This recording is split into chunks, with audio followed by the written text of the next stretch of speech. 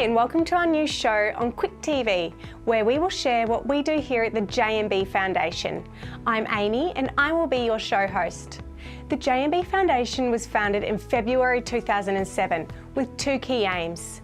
The first is to provide financial support for care and rehabilitation for young sufferers of an acquired brain injury, referred to as ABI. The second is to give a public voice to those young people who all too often literally cannot speak for themselves, and to their family and carers. In this episode, we will be introducing the foundation and some key people who help provide much needed help for young people with ABI. Please contact us for any further information or support. JMB Foundation was started to help fund and support young people living with an acquired brain injury. Can you tell us a bit more about your involvement? Well, my involvement with the JMB Foundation started right at the very beginning, from day one, when my son James was the victim of a vicious, unprovoked attack in the city in 2006. We were faced with the questions to answer about how we were going to look after him. His condition was very poor, and when we researched the issue, we found that there was virtually no social infrastructure available to us to give him the care that he desired. With a group of friends, we were able to set up the JMB Foundation with the intention of looking after both James and other people who found themselves with an acquired brain injury. The Foundation has come a long way since 2007. Can you tell us a bit more about how JMB Foundation has evolved over time?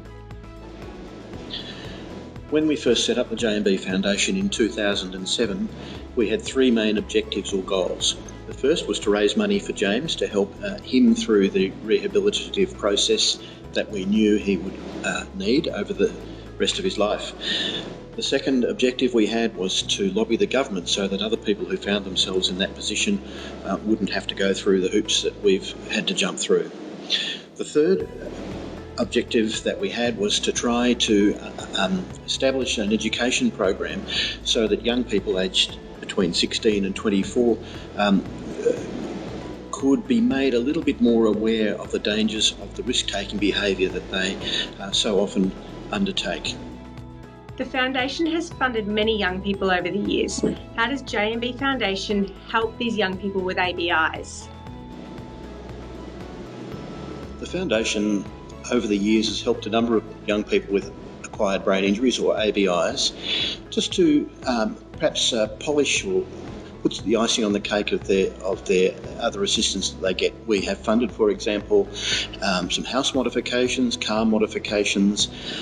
We often contribute to the therapy hours that ABI patients require for their rehabilitation.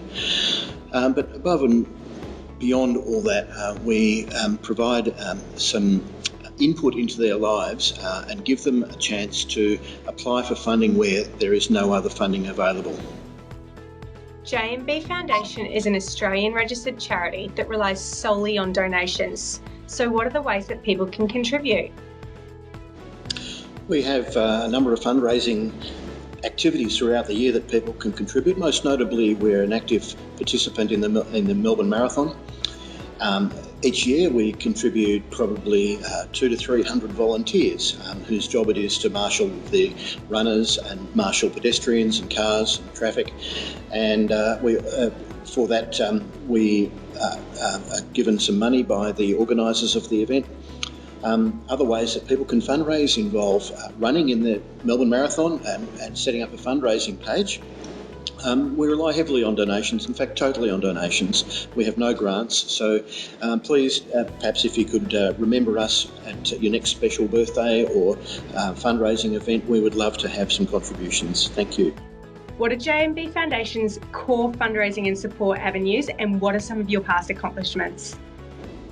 Our core fundraising avenues are essentially mainly through the Melbourne Marathon environment, where we contribute volunteers to help man intersections and run drink stations. We also have runners in JMB teams that participate in the events on that day who fundraise for us and by setting up fundraising pages accessible through the website. Over the last 11 years, which is the time that we've been running, we have contributed to the setup of the Austin Street house where James lives. We fundraise money for other people with acquired brain injury, and each year give away well over $120,000 to those in need. I think this makes, over the last 10 years, 50 to 100 people that we've helped. I hope you found this episode informative about JMB Foundation. To find out more and keep up to date with JMB Foundation's latest news, please visit our website and follow us on Facebook, Twitter and Instagram. See you next time.